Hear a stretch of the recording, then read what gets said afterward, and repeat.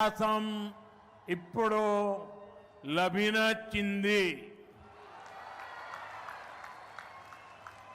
मैं सबसे पहले सिमाचलम वरालक्ष्मी नरसिम्हा स्वामी को प्रणाम करता हूं। आंध्र प्रदेश गवर्नर श्री सैयद अब्दुल नजीर गारू, जननेता मुख्यमंत्री श्री चंद्रबाबु नायडू गारू, नेता मरियु अभिनेता डिप्यूटी सीएम पवन कल्याण गारू, కేంద్ర ప్రభుత్వంలో నా సహచర మంత్రులు, రాష్ట్ర మంత్రులు, ఎంపీలు, ఎమ్మెల్యేలు మరియు ఇతర ప్రముఖులు, సోదర సోదరీమణులు, ఆంధ్రప్రదేశ్ రాష్ట్ర ప్రజల ప్రేమ మరియు అభిమానానికి నా కృతజ్ఞతలు। నా అభిమానం చూపించే అవకాశం ఇప్పుడు నాకు లభించింది। ముందుగా మనం సింహాచలం వరాహ లక్ష్మీ నరసింహస్వామి వారికి నేను నమస్కరిస్తున్నాను। साथियों, आप सबके आशीर्वाद से 60 साल के अंतराल के बाद देश में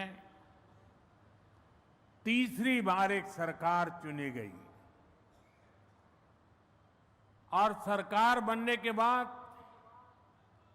एक प्रकार से विधिवत रूप से मेरा ये पहला कार्यक्रम है और जो शानदार स्वागत सम्मान आपने किया, रास्ते भर जिस प्रकार से लोग आशीर्वाद दे रहे थे और आज चंद्रबाबू ने अपने भाषण में सारे शिक्षर लगा दिए हैं।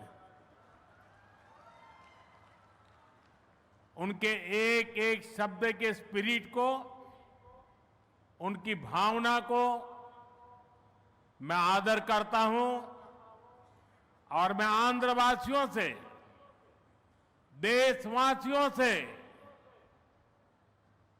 विश्वास दिलाता हूं कि जो भावना आज चंद्रबाबू प्रकट कर रहे थे, हम सब मिलकर के उन लक्ष्यों को अवश्य पार करेंगे। మీ ఆశీర్వాదంతో 60 సంవత్సరాల తర్వాత మూడోసారి మళ్ళీ కేంద్రంలో మన ప్రభుత్వం వచ్చింది। తరువాత మీ యొక్క ఆశీర్వాదం, మీ యొక్క స్వాగతం నేను చూశాను। దానికి మించి మన అధినాయకుడు చంద్రబాబు నాయుడు గారు ఆయన స్పీచ్లో అన్ని విషయాలు కూడా కూలంకుషంగా చెప్పారు। ఆయన చెప్పిన ప్రతి విషయాన్ని కూడా గౌరవిస్తూ ఆంధ్రప్రదేశ్ రాష్ట్రానికి సంబంధించి ముఖ్యమంత్రి వర్యులు, రాష్ట్ర ప్రజలు ఏవైతే విశ్వాసం చూపిస్తున్నారో ఆ విశ్వాసాన్ని ఎక్కడా కూడా భంగం కలిగించకుండా మీ లక్ష్యాలు అన్నిటిని కూడా సాకారం చేయడానికి నా వంతుగా మీకు సహకరిస్తాను అని తెలియజేస్తున్నాను। साथियों, हमारा आंध्र प्रदेश संभावनाओं का और अवसरों का, पॉसिबिलिटीज और अपॉर्चुनिटीज का राज्य है। जब आंध्र की ये पॉसिबिलिटीज साकार होगी तो आंध्र भी विकसित बनेगा और तभी भारत भी विकसित राष्ट्र बनेगा। इसलिए आंध्र का विकास ये हमारा विजन है। आंध्र के लोगों की सेवा ये हमारा संकल्प है। మిత్రులారా, మన ఆంధ్రప్రదేశ్ సాధ్యతలు మరియు అవకాశాలు కలిగి ఉన్న రాష్ట్రం। ఆంధ్రుల అవకాశాలు సాకారమైనప్పుడు ఆంధ్రప్రదేశ్ రాష్ట్రంతో పాటు భారతదేశం కూడా వికాసవంతంగా అభివృద్ధి చెందుతుంది। అందుకనే ఆంధ్రప్రదేశ్ రాష్ట్రం తాలూకా అభివృద్ధి మా విజన్, ఆంధ్ర ప్రజల సేవే మా సంకల్పం। आंध्र प्रदेश ने 2047 तक राज्य को करीब करीब $2.5 ट्रिलियन की इकोनॉमी बनाने का लक्ष्य रखा है। इस विजन को साकार करने के लिए चंद्रबाबू गारू की सरकार ने स्वर्ण आंध्र एट 2047 की पहल की है। इसमें केंद्र की एनडीए सरकार भी आंध्र प्रदेश के हर लक्ष्य के साथ कंधे से कंधा मिलाकर चल रही है। इसलिए केंद्र सरकार लाखों करोड़ की योजनाओं में आंध्र को विशेष प्राथमिकता दे रही है। 2047 సంవత్సరం కల్లా ఆంధ్రప్రదేశ్ రాష్ట్రంలో $2.5 ట్రిలియన్ ఆర్థిక వ్యవస్థగా తయారు అవ్వాలని లక్ష్యం పెట్టింది. ఈ విజన్ సాకారం చేసేందుకు చంద్రబాబు నాయుడు గారి ప్రభుత్వం స్వర్ణాంధ్ర 2047 అనే కార్యక్రమానికి శ్రీకారం చుట్టింది. ఈ లక్ష్యాన్ని చేరుకోవడానికి కేంద్రంలో ఉన్న ఎన్డీఏ ప్రభుత్వం ఆంధ్రప్రదేశ్ రాష్ట్రంతో పాటు భుజంతో భుజం తోడై ముందుకు నడుస్తుంది. అందుకే లక్షల కోట్ల పథకాలతో కేంద్ర ప్రభుత్వం ఆంధ్రపై ప్రత్యేక దృష్టి సారించి ప్రాధాన్యత కూడా ఇస్తుంది. आज यहां 2 लाख करोड़ रुपए से ज्यादा के प्रोजेक्ट का उद्घाटन और शिलान्यास किया गया है। ये प्रोजेक्ट्स आंध्र प्रदेश को विकास को नई ऊंचाई देंगे। मैं इन डेवलपमेंट प्रोजेक्ट के लिए आंध्र प्रदेश समेत पूरे देश को बधाई देता हूं। साथियों, आंध्र प्रदेश अपने इनोवेटिव नेचर के कारण आईटी और टेक्नोलॉजी का इतना बड़ा हब है। अब समय है आंध्र नई फ्यूचरिस्टिक टेक्नोलॉजीज का सेंटर बने। जो टेक्नोलॉजीज अभी डेवलप ही हो रही है, हम अभी से उनमें लीड लें। आज ग्रीन हाइड्रोजन का इस्तेमाल ये ऐसा ही उभरता हुआ क्षेत्र है। ఈ రోజు 2 లక్షల కోట్ల రూపాయలకు పైగా విలువైన ప్రాజెక్టులు ఇక్కడ ప్రారంభించడం మరియు శంకుస్థాపన చేయడం జరుగుతుంది. ఈ ప్రాజెక్టులు ఆంధ్రప్రదేశ్ అభివృద్ధిని సరికొత్త శిఖరాలకి చేరబోతుంది. ఈ అభివృద్ధి కార్యక్రమాలతో ఆంధ్రప్రదేశ్తో పాటు యావత్ భారతదేశానికి కూడా నా తరపున అభినందనలు తెలియజేసుకుంటున్నాను. మిత్రులారా, ఆంధ్రప్రదేశ్ రాష్ట్ర ప్రజల తాలూకా సృజనాత్మకత వల్ల ఆంధ్రప్రదేశ్ రాష్ట్రం ఐటీ మరియు సాంకేతికతకు ఒక పెద్ద కేంద్రంగా మారింది. ఇప్పుడు సమయం వచ్చింది ఆంధ్రప్రదేశ్ రాష్ట్రం సరికొత్త టెక్నాలజీస్కు కేంద్ర బిందువుగా మారాలి. ఈ కొత్తగా అభివృద్ధి చెందుతున్నటువంటి టెక్నాలజీస్కి ఆంధ్రప్రదేశ్ రాష్ట్రం సారథ్యం వహించాలి. నేడు గ్రీన్ హైడ్రోజన్ టెక్నాలజీ కూడా అటువంటి ఎదుగుతున్నటువంటి ఒక రంగమే. देश ने 2023 में नेशनल ग्रीन हाइड्रोजन मिशन की शुरुआत की थी। हमारा लक्ष्य है 2030 तक 5 million metric tons green hydrogen का प्रोडक्शन। इसके लिए शुरुआती चरण में 2 ग्रीन हाइड्रोजन हब स्थापित होंगे, जिनमें से एक हमारा विशाखापट्टनम है। దేశంలో 2023లో నేషనల్ గ్రీన్ హైడ్రోజన్ మిషన్ను మనం ప్రారంభించడం జరిగింది. మా లక్ష్యం 2030 నాటికి 5 మిలియన్ మెట్రిక్ టన్నుల గ్రీన్ హైడ్రోజన్ని మన దేశంలో ఉత్పత్తి చేయాలి. దీనికోసం ప్రారంభ దశలోనే 2 గ్రీన్ హైడ్రోజన్ ల్యాబ్ని మనం ఏర్పాటు చేయబోతున్నాం. అందులో ఒకటి మన విశాఖపట్నం నగరం అని తెలియజేస్తున్నాను. भविष्य में विशाखापट्टनम दुनिया के उन गिने चुने शहरों में होगा जहां इतने बड़े स्केल पर ग्रीन हाइड्रोजन प्रोडक्शन की फैसिलिटी होगी। इस ग्रीन हाइड्रोजन हब से अनेक जॉब अपॉर्चुनिटीज तैयार होगी। साथ ही आंध्र प्रदेश में मैन्युफैक्चरिंग इकोसिस्टम भी डेवलप होगा। साथियों, आज मुझे नक्कापल्ली में बल्क ड्रग पार्क प्रोजेक्ट का शिलान्यास करने का अवसर भी मिला है। आंध्र प्रदेश देश के उन 3 राज्यों में से एक है जहां इस तरह के पार्क की स्थापना की जा रही है। इस पार्क में मैन्युफैक्चरिंग और रिसर्च के लिए बेहतरीन इंफ्रास्ट्रक्चर तैयार किया जाएगा।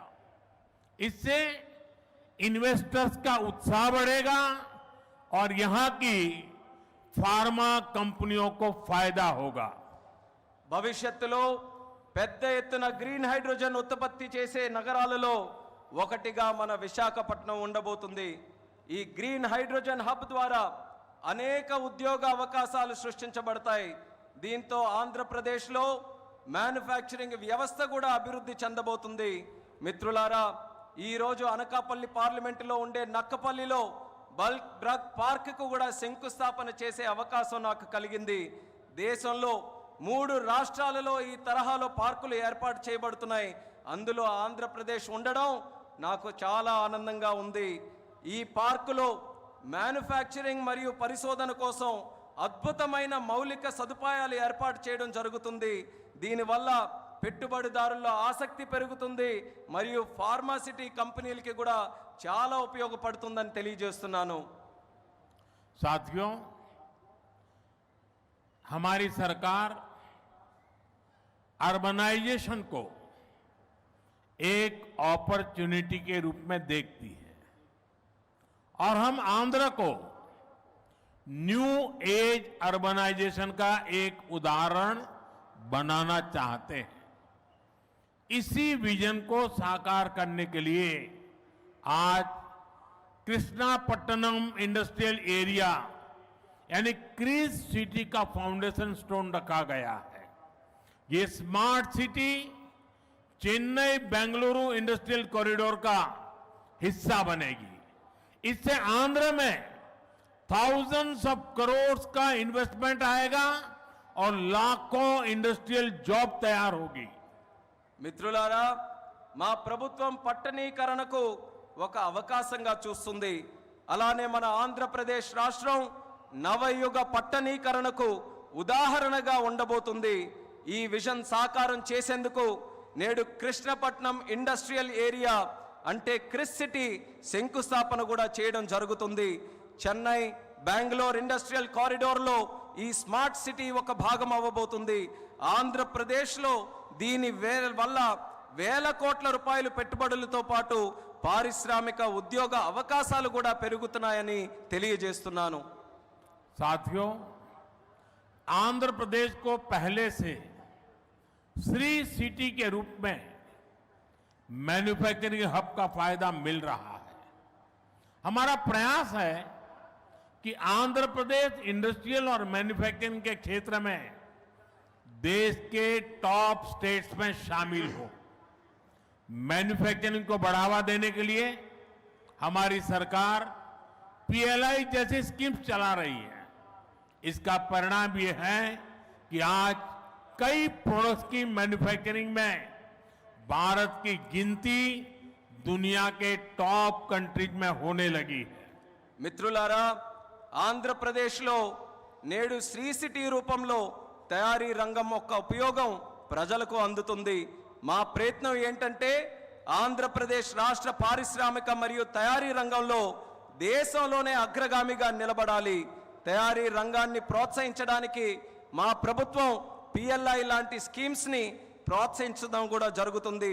దీని ఫలితంగా నేడు భారతదేశం మొబైల్ తయారీ రంగంలో ప్రపంచంలోనే ఉన్నతమైనటువంటి ర్యాంకింగ్స్ లో స్థానం కూడా సంపాదించుకుంది।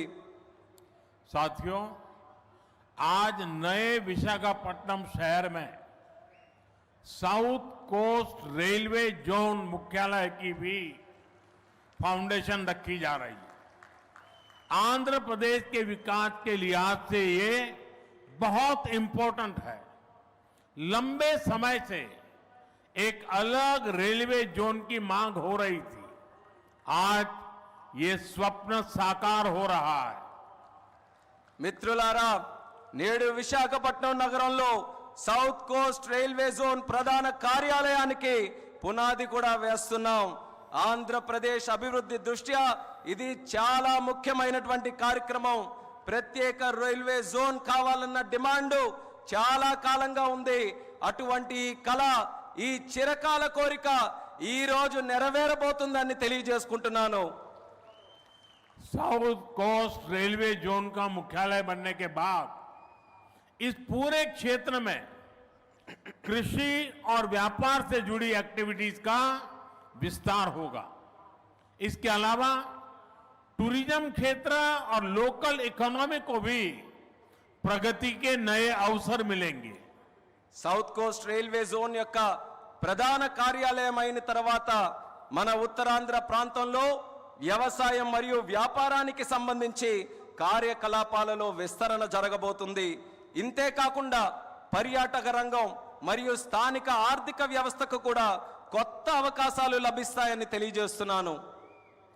आज यहां कनेक्टिविटी से जुड़े thousands ऑफ करोड़ के प्रोजेक्ट्स का उद्घाटन और शिलान्यास भी हुआ है। रेलवे के क्षेत्र में आंध्र प्रदेश उन राज्यों में शामिल है जहां 100% इलेक्ट्रिफिकेशन हो चुका है।